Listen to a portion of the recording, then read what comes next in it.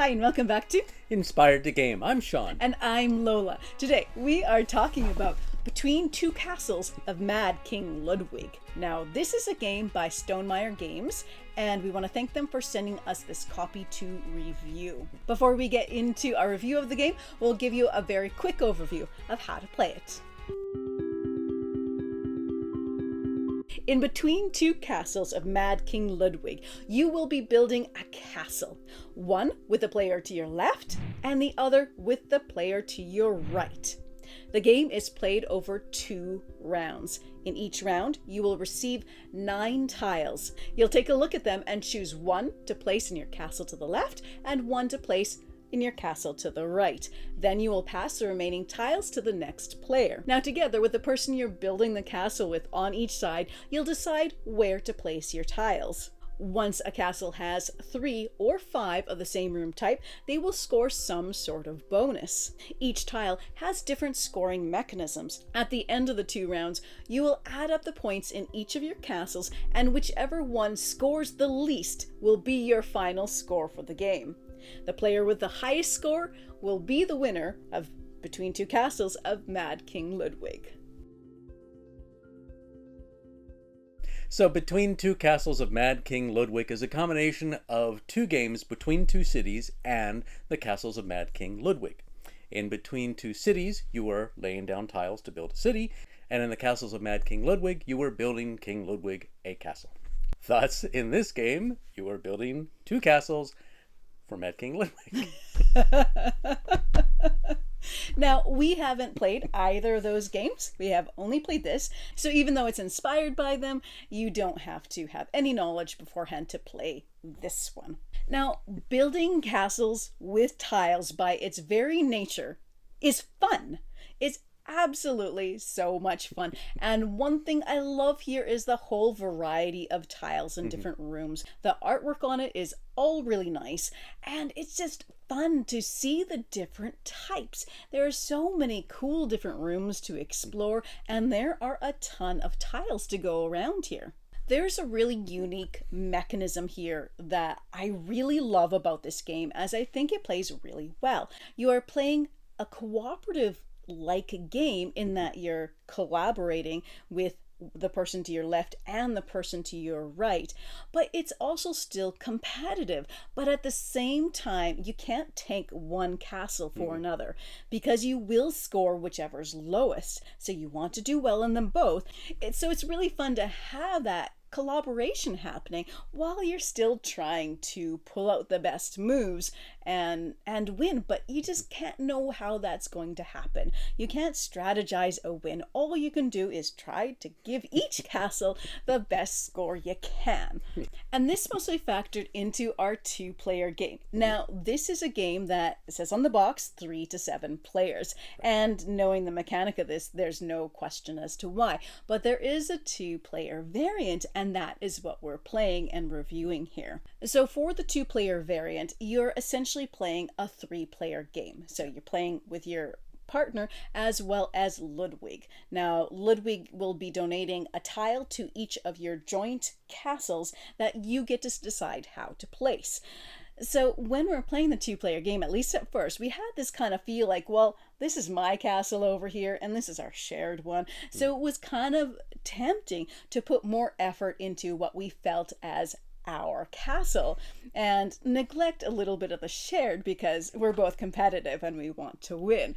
But the kicker here is Ludwig can win. He is a player here. So if you are putting all your effort into what feels like your own castle and tanking your collective one as a 2-player game, then you're going to be scoring the collective one, and Ludwig is going to win because he's going to have the best 2 castles.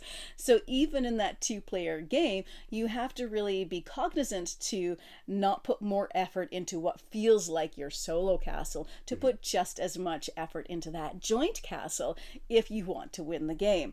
I really enjoy how the 2-player variant works, and I was really happy about that. Now, we haven't played it at a higher player count at all, which we definitely plan on.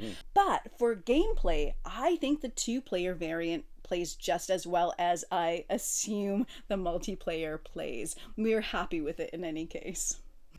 I would love to play it at a higher player count because I think with more players, it's just going to be more dynamic in the types of scores you're bringing in. Yeah. Yeah, but I think that's the only major difference that it would be, as it would be less predictability with a final score. Other than that, it pretty much plays about the same. I also realize that in a three-handed game, the tiles that you start out with come back to you. Yeah. But in a multi-handed game, when you get higher, you're never going to see that pack of tiles again. That's really interesting, and you'll have a lot more to play around with because, and that actually really ties into one thing I noticed in some of our games is that sometimes you would get a group of tiles that just was really not shuffled very well, and it has a whole bunch of the same thing and maybe not enough of that one thing that you really want, and between the three sets of tiles there isn't the same degree of variability and choice, because yet you're getting the same tiles back once they make a round back to you. So that's a very good point. So there's a good amount of luck with how the tiles come out, and there's tons of randomness there, but the fun thing with the strategy here is in how you use them. I really enjoy the extra bonuses that you can earn as well by having 3 of a room type in a castle, or then 5. These are really nice bonuses that can really up your points a lot and are great to go for the strategy of the game. And one of the things I love about the game is that there's a large variety of tiles, and the way the tray is laid out, you automatically put them all in their stacks of 9. So you don't have to deal them out and shuffle them at the beginning of each game. You'll probably want to do it at the end of each game to shuffle in the ones that you use, so you're not seeing the same tiles over and over again, but each of them has its own place. So the next time you play, you just reach in, grab a stack, it's automatically 9 tiles, and you're off.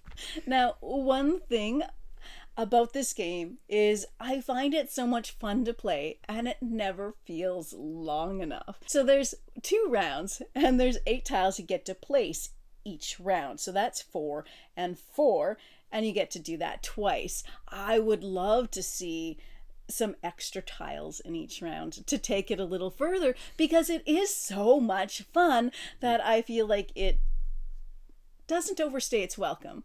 It doesn't stay its welcome enough. But he doesn't agree with me, so there's going to be no house rule on this, because he thinks it's great the way it is. So for my final thoughts here, I really love a good tile laying game, and this is a good one. It plays for about 45 minutes, is easy to learn, easy to teach, and I really love the combos and scoring opportunities that it introduces. What I love best is the unique selective cooperative element of it that just adds a bit of spice to the mix. So this is definitely one that I would recommend in the light medium weight gateway category. Thank you so much for watching us today. If you like this content, please support the channel by subscribing. And as always, happy gaming, folks. Now this is a game by Stonemeier's Games, who we want to thank for sending us a copy of the game to review. Yeah. It's the time. Now together with at the end of 2 rounds, you will score up each of the castles. At the end. A combination. It's a combination. That's the word I was looking for. Hi! Found my word. You want to get it out there? Hold. I spit on myself. Okay.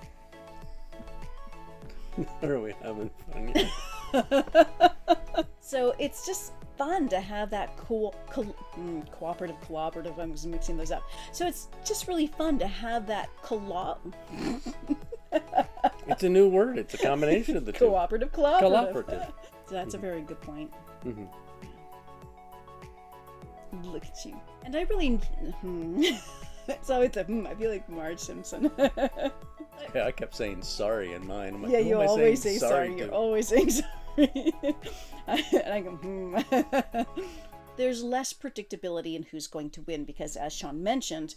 Oh, unless I take that out. May or may not have mentioned. Oh my. Textured like a basketball.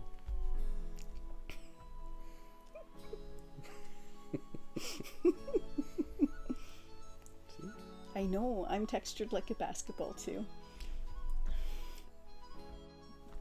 I almost said, I put my tongue in front because I was going to say thanks, as always, thanks. I want to say thanks again and again and say, oh, thanks. If you're watching this, thanks, and say, oh, thank you.